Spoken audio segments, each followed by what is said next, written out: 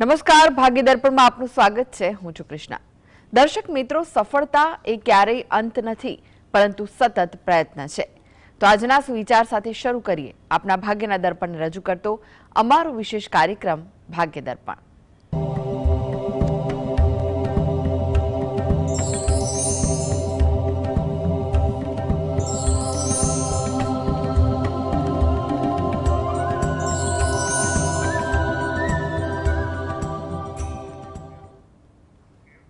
તો ભાગ્ય દર્પણમાં આપના પ્રશ્ન નિરાકરણ, રાશિફળ, પંચાંગ વિશે માહિતી અને માર્ગદર્શન આપવા માટે આપણી સાથે જોડાઈ ગયા છે જાણીતા જ્યોતિષાચાર્ય ડોક્ટર હેમિલભાઈ લાઠિયા. હેમિલભાઈ, ભાગ્ય દર્પણમાં આપનું સ્વાગત છે. નમસ્કાર. નમસ્કાર. હેમિલભાઈ, સૌથી પહેલા વાત કરીએ આજના પંચાંગ વિશે. તો શું છે આજનું પંચાંગ તે જણાવશો? આજે તારીખ 19/1/2026 સોમવાર, મહાસુદ એકમ તિથિ છે 26-14 સુધી.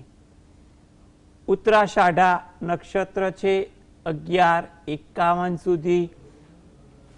પછી શ્રવણ નક્ષત્ર છે. વ્રજ નામનો યોગ છે અને કિસ્તુગ્ન નામનું કરણ છે. આજની રાશિ છે મકર, કે જેના નામાંક્ષર છે ખ અને જ. દિન વિશેષમાં જોઈએ તો આજે મહામાસનો પ્રારંભ થાય છે. મૃત્યુ યોગ સૂર્યોદયથી 11:51 સુધી.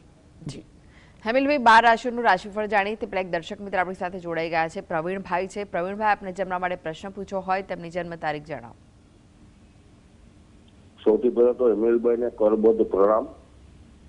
જન્મ તારીખ છે 27/1/1970. સમય વહેલી સવારે 3:30. જન્મ સ્થળ અમદાવાદ. જી, પ્રશ્ન જણાવો આપ. મારો પ્રશ્ન એ છે કે લગભગ 4 મહિના પહેલા મેં એક ભાગીદારીના ધંધામાં એક કામ ચાલુ કરેલું.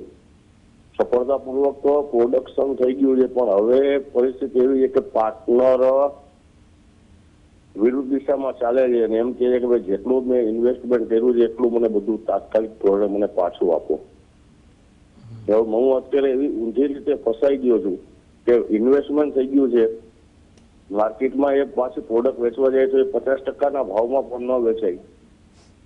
આમાંથી કોઈ રસ્તો નીકળશે કે કેમ? કેમ કે હવે બહુ વિકટ પરિસ્થિતિમાં એ લોકોએ મને મૂકી દીધો છે.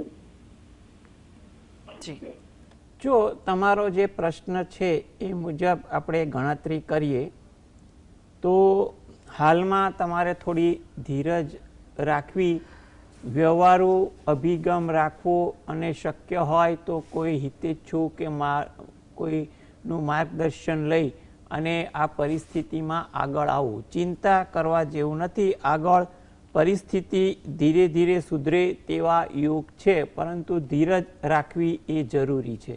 એટલે તમે ધીરજ રાખો એ વધુ અગત્યની દેખાય છે હાલના તબક્કે. અને આગળ જતાં 26ના મધ્યથી પરિસ્થિતિ ધીરે ધીરે સુધરી શકે તેવા યોગ દેખાય છે. આ હેતુથી જો તમે જે પણ ભગવાન પર શ્રદ્ધા રાખતા હો, જે પણ તમારા આરાધ્ય દેવ હોય, અથવા તમે જે પણ ભગવાન પર વિશેષ ભાવના રાખતા હોય એની તમે ભક્તિ પૂજા પાઠ કરો. તમે કોઈ ધાર્મિક સ્થળ જેવું કે મંદિર છે કે કોઈ પણ વસ્તુમાં તમે તમારા ઘરની નજીક હોય તો ત્યાં સમય મળે, અનુકૂળતાએ દર્શન કરવા જઈ અને ત્યાં પણ પ્રાર્થના કરવી, જેથી કરીને તમારી જે અત્યારે પરિસ્થિતિ છે એમાં ઈશ્વર કૃપાથી યોગ્ય નિરાકરણ આવે. થોડી ધીરજ અને ભક્તિ કરશો, પરિસ્થિતિ સુધરશે તેવું તો લાગી રહ્યું છે. જી, શંકરભાઈ જોડાઈ ગયા છે. શંકરભાઈ, આપને જેમના માટે પ્રશ્ન પૂછવો હોય તેમની જન્મ તારીખ જણાવો.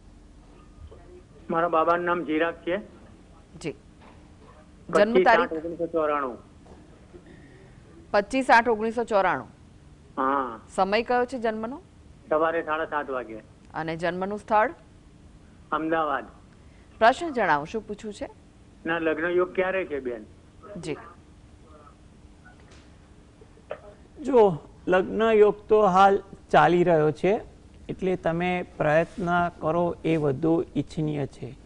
2026 સારું આશાસ્પદ દેખાઈ રહ્યું છે, એટલે તમે યથાશક્તિ મુજબ પ્રયત્ન કરવાનું રાખશો એ તમારા માટે ઈચ્છનીય દેખાય છે.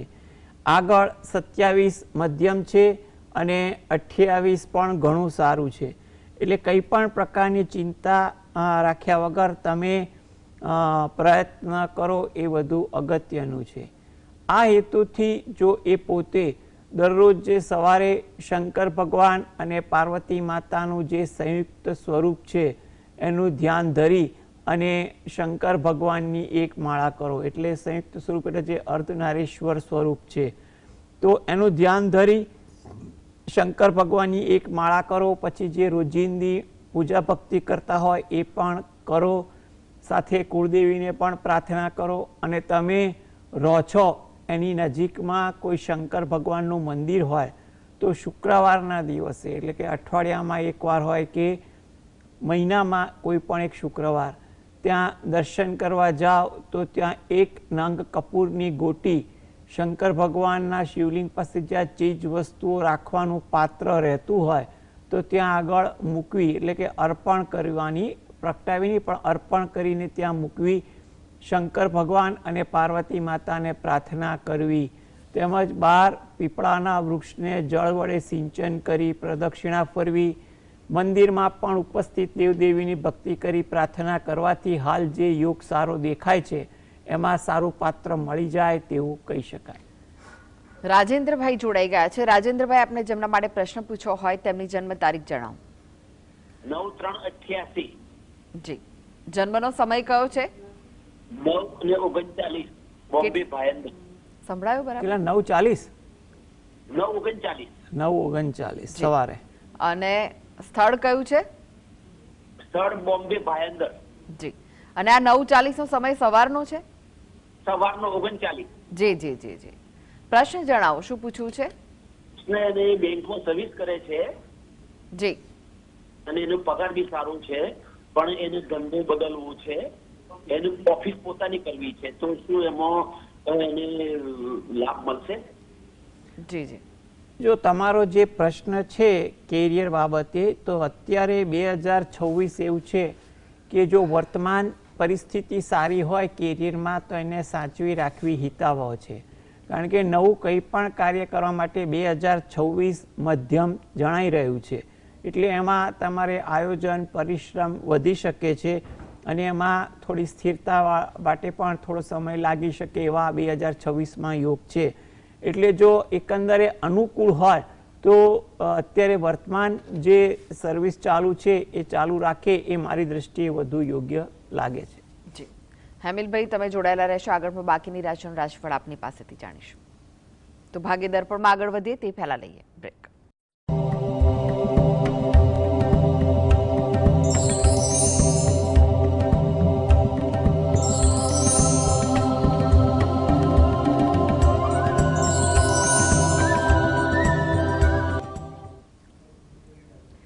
બ્રેક બાદ આપનું સ્વાગત છે અને આપણી સાથે જોડાયેલા છે જાણીતા જ્યોતિષાચાર્ય ડોક્ટર હેમિલભાઈ લાઠિયા. હેમિલભાઈ, દર્શક મિત્ર આપણી સાથે જોડાઈ ગયા છે. મનોજભાઈ છે. મનોજભાઈ, આપને જેમના માટે પ્રશ્ન પૂછવો હોય તેમની જન્મ તારીખ જણાવો. 26/11/86. સમય? 1:50 AM અને અમદાવાદ. જી. પ્રશ્ન જણાવો, શું પૂછવું છે?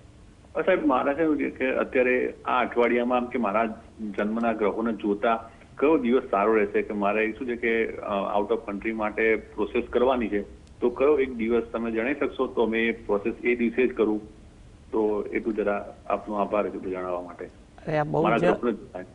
બહુ જ આ વિવેકપૂર્ણ સવાલ છે તમારો અને વ્યવહારુ પણ છે કે આવું અગત્યનું કામ કરતા હોય તો એક દિન સુધી જોઈ લેવી. જો તમને અનુકૂળ હોય તો આજે બપોરે 1:20 પછી પણ સમય તમારા માટે અનુકૂળ દેખાઈ રહ્યો છે.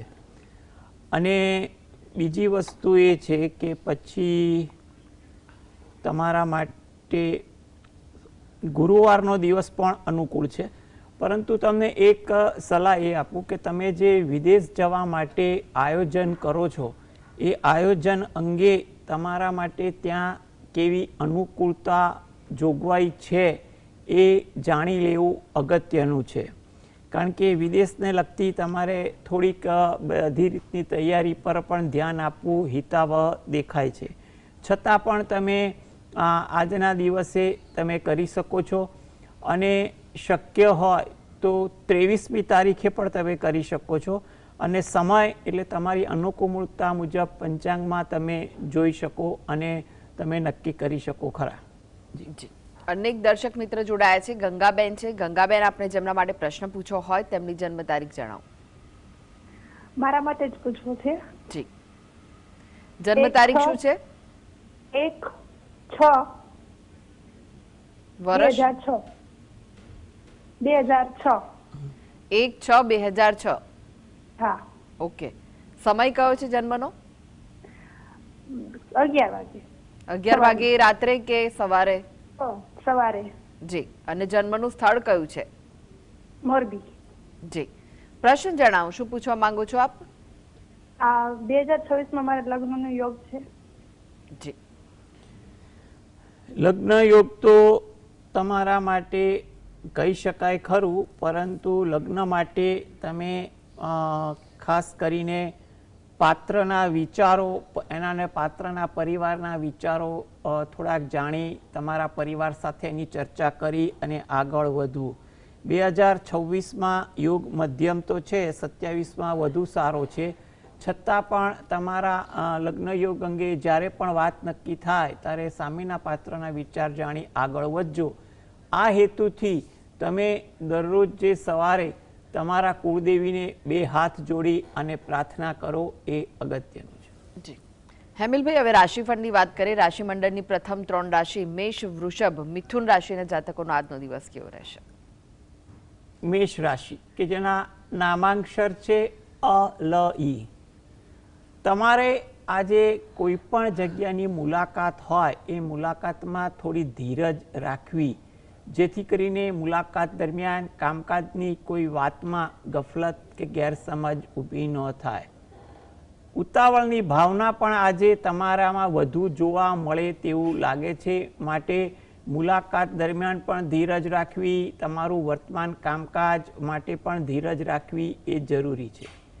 કોઈ જગ્યાએ નવી વાતની આપ-લે થાય, નવા વિચારો જાણવા મળે તેવું પણ બને. વૃષભ રાશિ, નામાંક્ષર છે બ, વ, ઉ. આતુરતા તમારામાં વધુ રહે તેવું બની શકે. વાત જાણવાની, કોઈ જગ્યાએ રજૂ કરવાની કે પોતાના મનની પણ ક્યાંક વાત કરવાની હોય તે બાબતે આતુરતા વધુ રહે.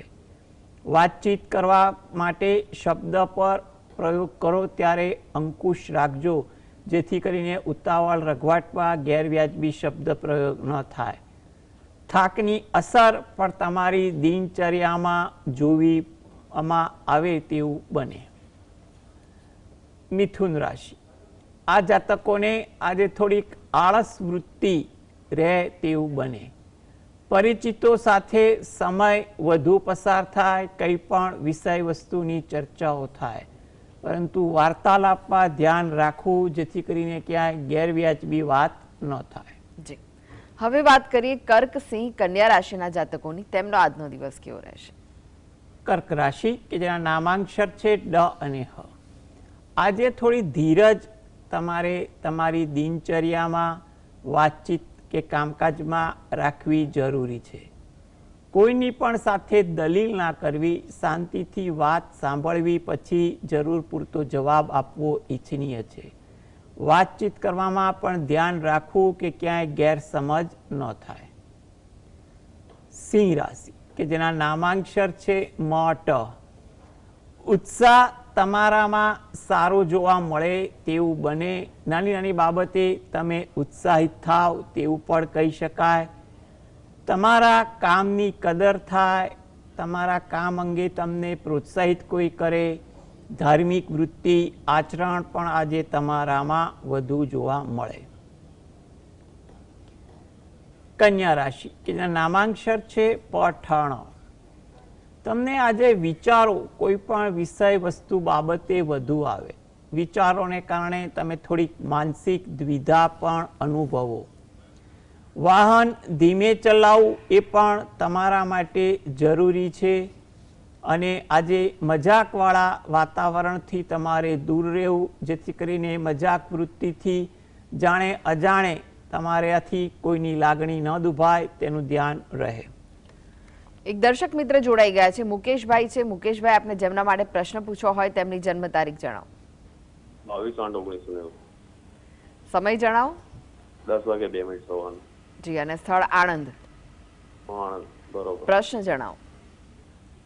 પ્રશ્ન છે કે રાહુની મહાદશા કેટલા ટાઈમ સુધી ચાલશે? 7 પ્રશ્ન બીજો. શું કહો છો? શું રાહુની મહાદશા હા કેટલા ટાઈમ સુધી ચાલશે જી? જો હંમેશા આપણને કોઈ પણ મહાદશા કે દશા અંતરદશા પર આપણને હોય, પરંતુ હંમેશા કોઈ પણ ગ્રહની દશા આપણા માટે સારી કે ખરાબ એક ફિક્સ એક ધારી હોતી નથી.